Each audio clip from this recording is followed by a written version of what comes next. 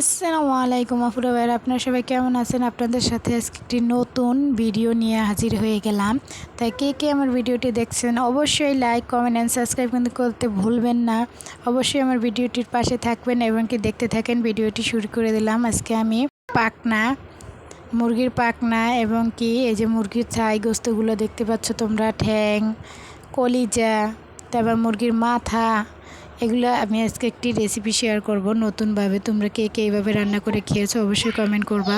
তো এখানে আমি কী উপকরণ নিয়েছি তোমাদের সাথে শেয়ার করব। তো এখানে আমি যে হলুদ, মরিচের গুঁড়া, লবণ, আদা, রসুন, জিরা, গরম মশলা একসাথে পেস্ট করা, আর এখানে আমি এখন ম্যারিনেশন করার জন্য মশলাগুলো নিয়ে নিলাম। তো আমি প্রথমেই তেজপাতা দিয়ে দিচ্ছি, আর মরিচের গুঁড়া,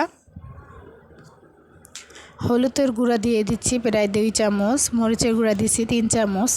তো এখন আমি পরিমাণ মতন লবণ দিয়ে দেব। এবার আমি এর মধ্যে যে আদা, রসুন, জিরা, এলাচ, লবঙ্গ, গোলমরিচ সব কিছু একসাথে বেটে নিয়েছি, দিয়ে দিলাম। আর এখানে পেঁয়াজ কুচি দিয়ে এটাকে আমি সুন্দর করে মেখে নিব। মেখে ম্যারিনেশন করে নিচ্ছি আমি।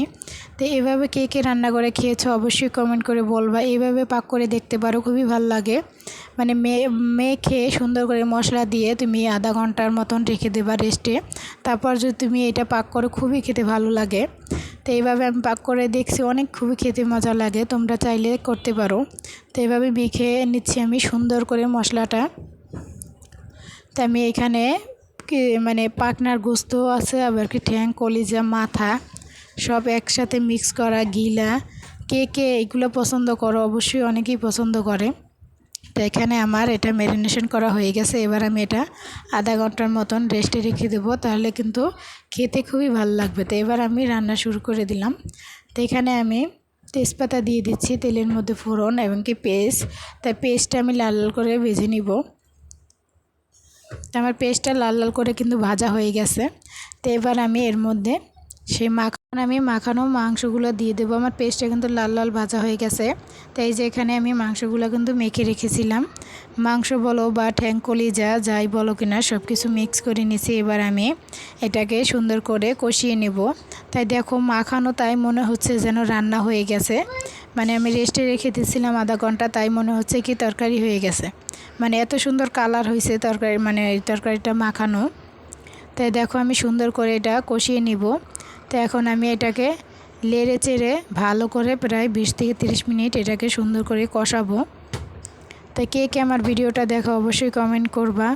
ভালো লাগলে অবশ্যই লাইক, কমেন্ট অ্যান্ড সাবস্ক্রাইব করতে কিন্তু ভুলবা না। তো আমি এবার মাংসটা ঢাকনা দিয়ে ঢেকে দিলাম, কষিয়ে নেব। তো এই যে এখানে দেখো প্রায় 20 থেকে 30 মিনিট কিন্তু আমি মাংসটা সুন্দর করে কষিয়েছি, এবং কি মাংসটা দেখছো হাফ সেদ্ধ হয়ে গেছে কিন্তু। তো এবার কিন্তু এটাকে আমি সুন্দর করে আর একটু কষিয়ে নেব লাল লাল করে।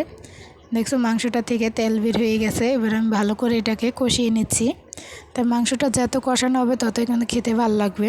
তাই আমি কিন্তু মশলা মেখে দিয়েছি, তাই ভালো করে কষিয়ে নিছি। আর নাহলে তো মশলা কষানো হয়ে গেলে তো মনে করো মাংস উপরে দিয়ে দিলে কষালে ওটা একরকম লাগে, আর এটা তো একসাথে মিক্স করে দিয়েছি প্রত্যেকটা মশলা। তো এটা কিন্তু খেতে আরও ভালো লাগবে। তো এবার আমি মশলাগুলো এই যে সুন্দর করে কষিয়ে নিচ্ছি লাল লাল করে। মাংসগুলো কিন্তু খুবই ভালো এবং কি খেতেও ভালো লাগছে।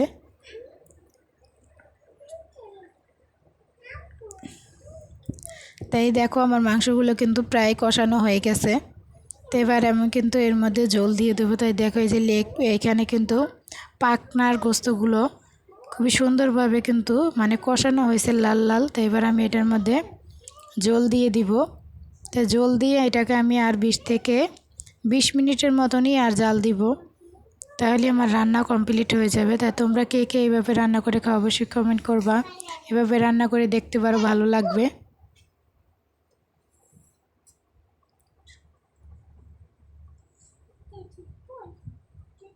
তাই যে এখন আমি ঢাকনা দিয়ে ঢেকে রাখবো মাংসটা। তো মাংস বলো ঠ্যাং পাক না যেটাই বলো কিনা। তো এই যে আমার এখানে কিন্তু রান্না হয়ে গেছে।